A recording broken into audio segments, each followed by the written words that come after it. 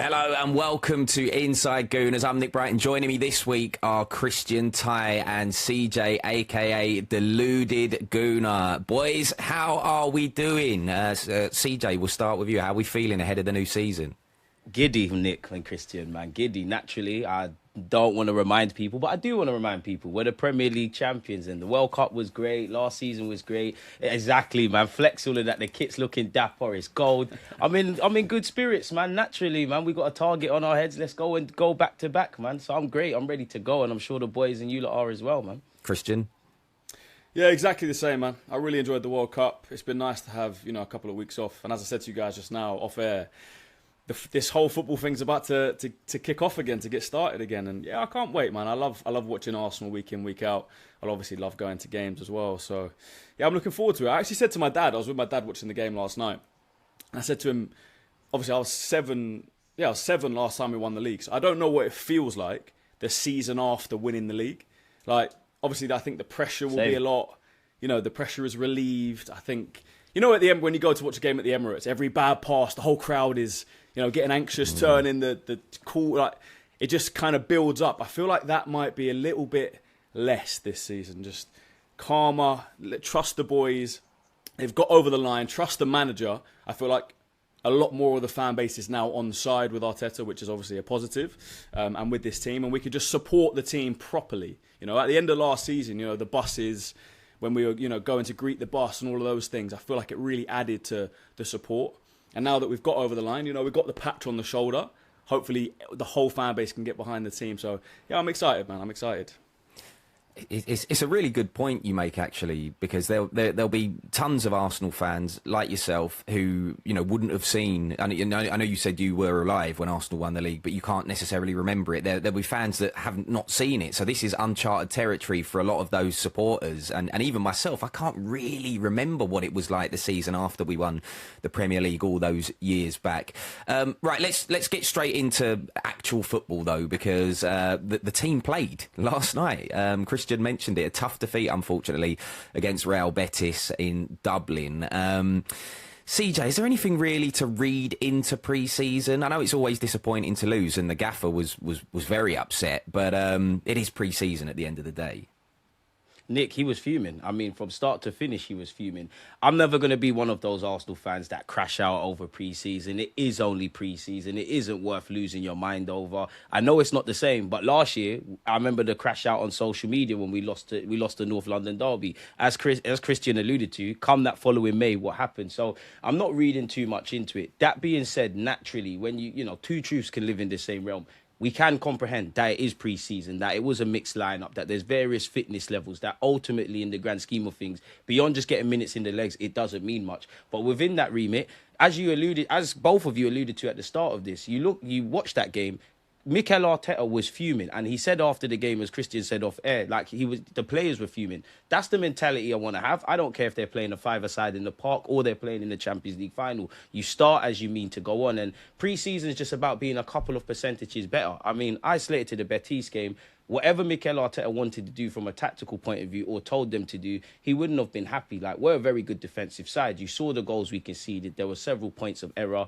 We didn't take our chances. The midfield was a mixed bag. So isolated to just it being a football game of 90 minutes, it wasn't good enough. I think Real looked a lot more fit than us, and I think I did some research. I think they've played 6 pre-season games. We've only played 2, or 2 to us, 3 if you include MK Don. So I don't think it's crash-out worthy, but it is all about the standards. And to be honest with you guys, I like that mentality. I like the whole there's no complacency. Every game is do or die. Like, we don't want to kind of lose. Because if you're acting like that in pre-season, when you're playing in the Prem, in the League Cup, and the FA Cup, and the Champions League, it's common sense what's going to happen. So, yeah, it was disappointing. It's disappointing to lose. Nobody likes to lose. We are bad losers. We're Premier League winners. But isolated to that, it's not that deep. Let's just focus on Dortmund and Como and everything else that we got to discuss. Yeah, I echo everything CJ said. I completely agree. I think there's always two ways to look at it. You can say, it's just pre-season, it doesn't matter. Or you can say, well, actually, the standards that we set last year, we want to take those into this season. And when we beat Girona 4-1, no one was saying that's just pre-season. Everyone was saying, we look sharp. The boys are back. They're ready to go. We didn't look sharp last night. Gyökeres had a chance kind of in the first couple of minutes, should have scored, didn't. And then they were just hitting us on the counter attack. We looked, they opened us up quite easily. The second goal was an absolute screamer. That right back, by the way, Hector Bellerin, he looks good, man. We should inquire about that guy, man. I like his haircut. But no, for real. Look, you want to set high standards, right? We know what Mikel's like. He's crazy about standards and obviously wants to get it right from the start. And look, we had a strong team out. You know, there was especially in the first half. It wasn't just kids on the pitch. Obviously, we made changes.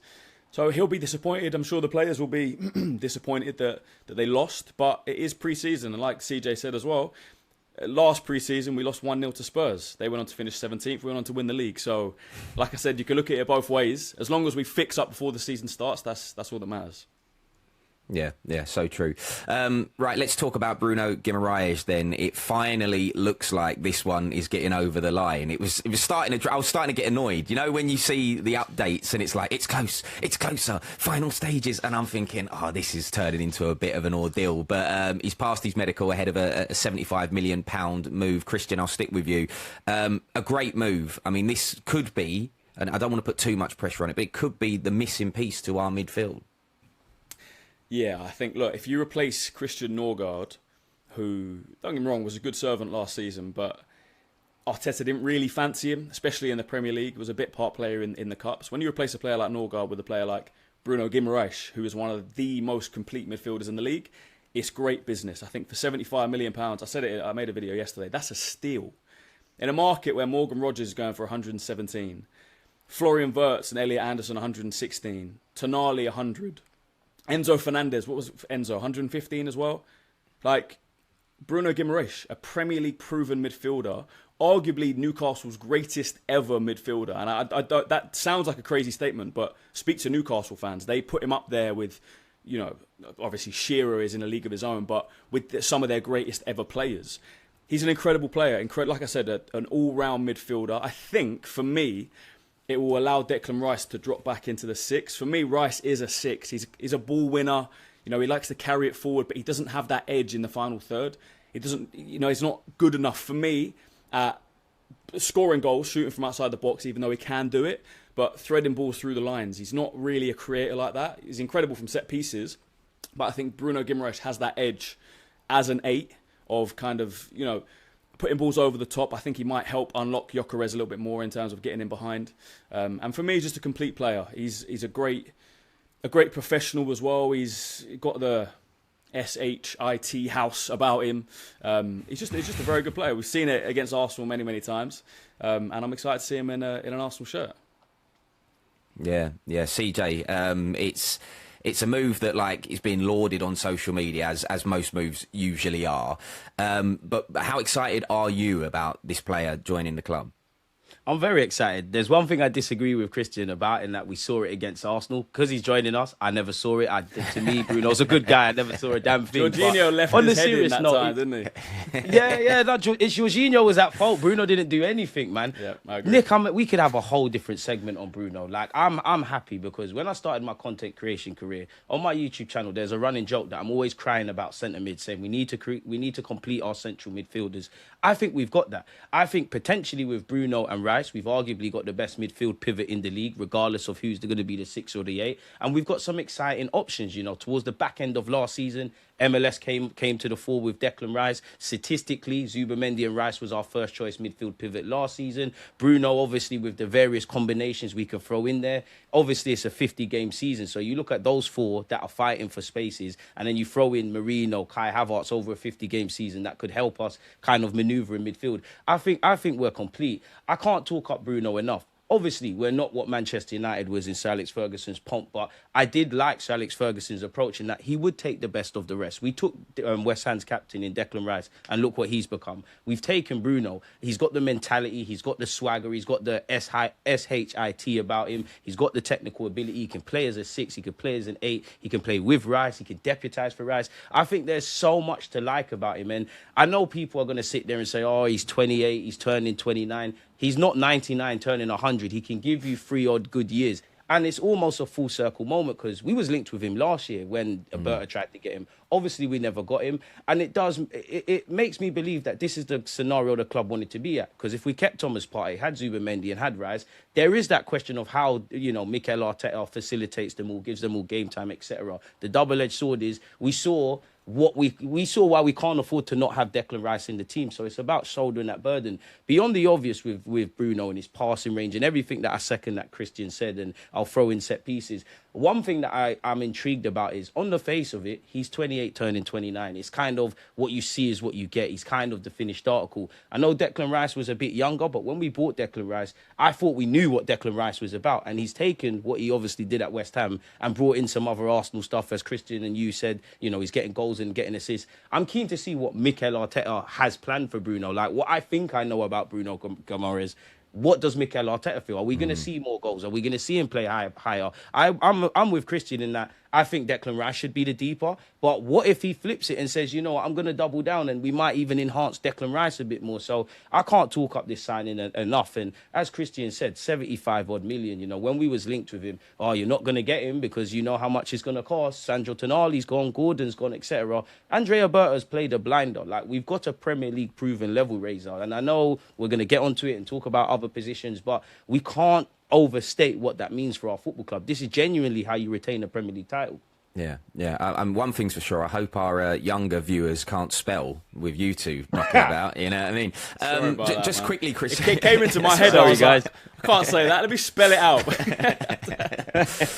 just quickly, Christian, because we've got so much to get through, and these episodes are shorter. What does the arrival of Bruno Guimaraes mean for Lewis-Skelly? CJ mentioned Lewis-Skelly there. Does he stay or does he go? He has to stay. I don't think any Arsenal fan will want him to go.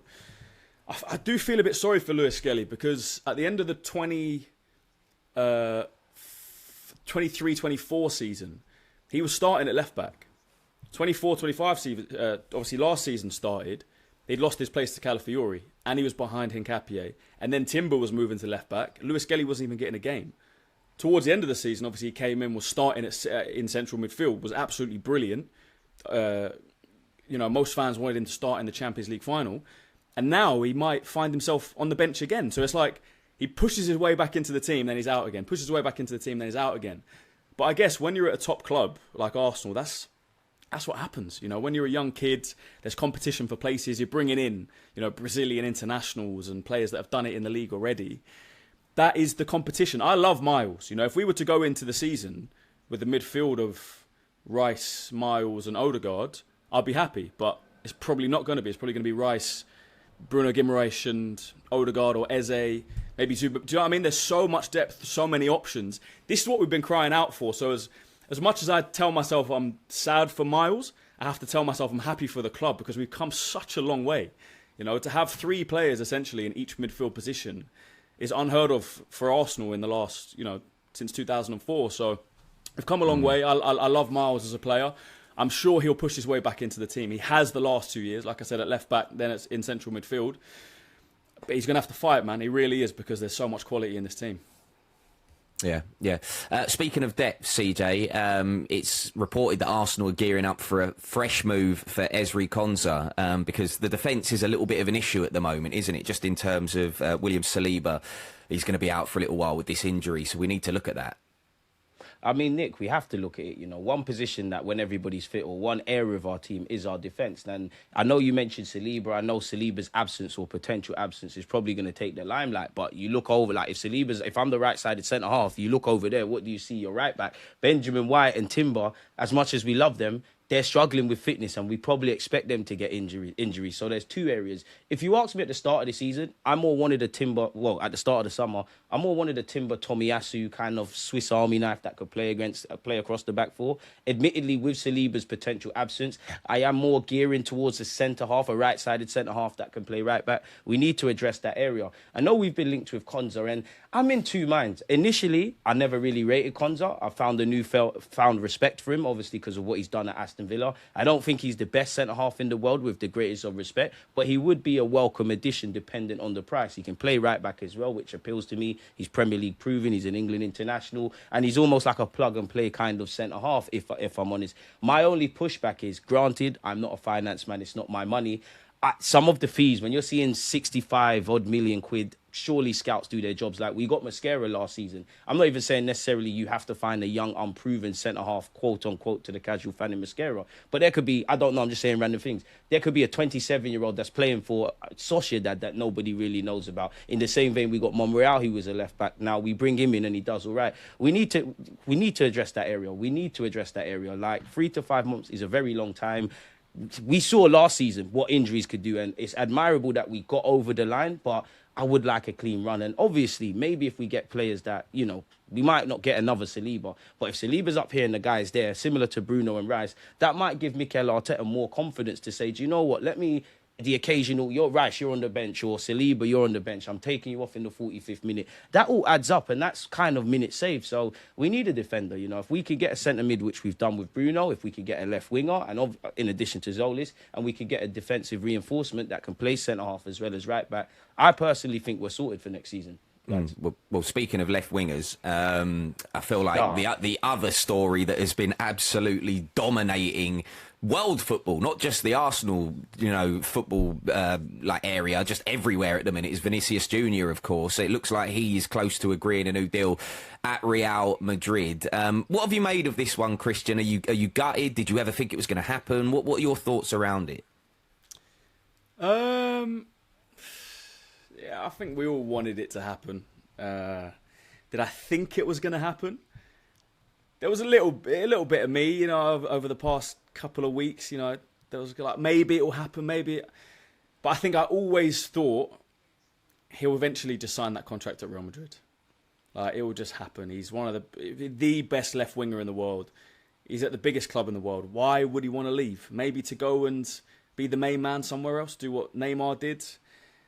But I don't know, man. He's never struck me as a guy that wants to leave Real Madrid. There's never been any reports that say he wants to leave. Every report I see is he wants to stay. He wants Real Madrid. Real Madrid want him. It's just the contract.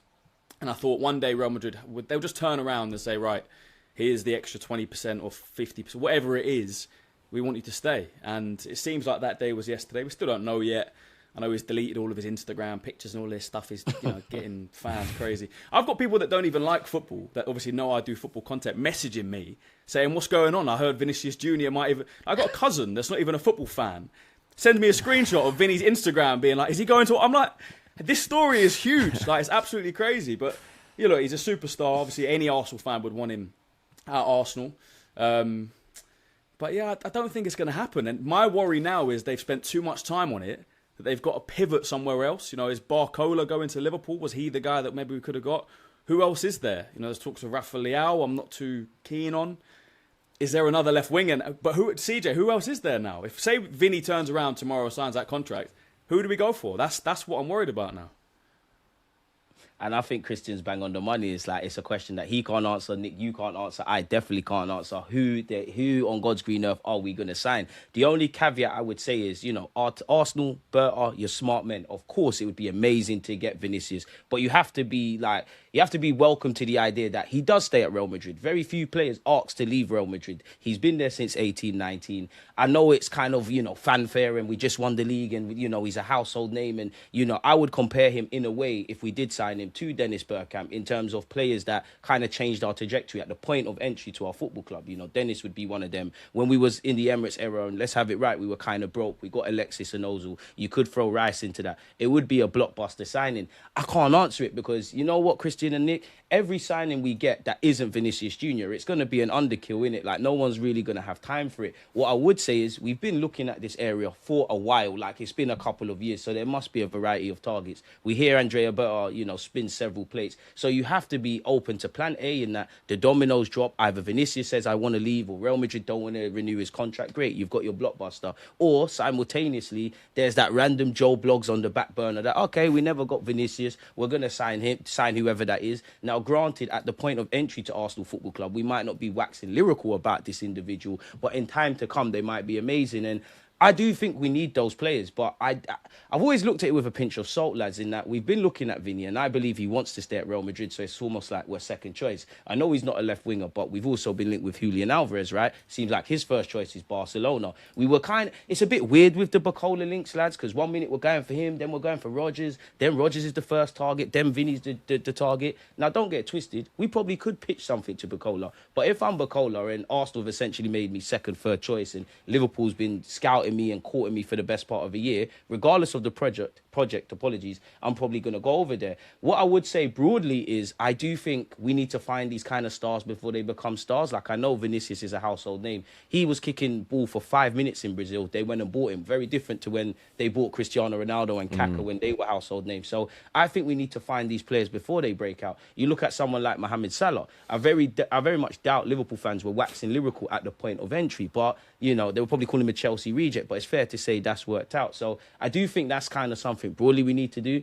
But Nick and Christian, I don't know where we go. What I would say, and the only thing I'm kind of hiding behind is Berta's too experienced to not have other targets. Mikel Arteta's too sensible to not have other targets. We've been looking at this position for a number of years. On paper, I like Zolis, but there's an element of an unknown. I don't know what you're going to look like. I love Martinelli, but I think all Arsenal fans kind of accept him for what he kind of is. There is that rhetoric around putting Eze left wing, you know, and if there was a 10-game period of Eze left wing, 2 games he plays amazing, we could say do it. 2 other games are underwhelming, you know where the conversation would go, but I don't know, man. But this is why these guys get paid the big bucks. It's not for us. We're just Arsenal fans. They've got to make it happen, but if it's not Vinicius, you're not really going to be excited, are you, lads? I think there's a very real possibility that if we don't get Vinny, we go into the season with Zolis and Martinelli as our left-wing options.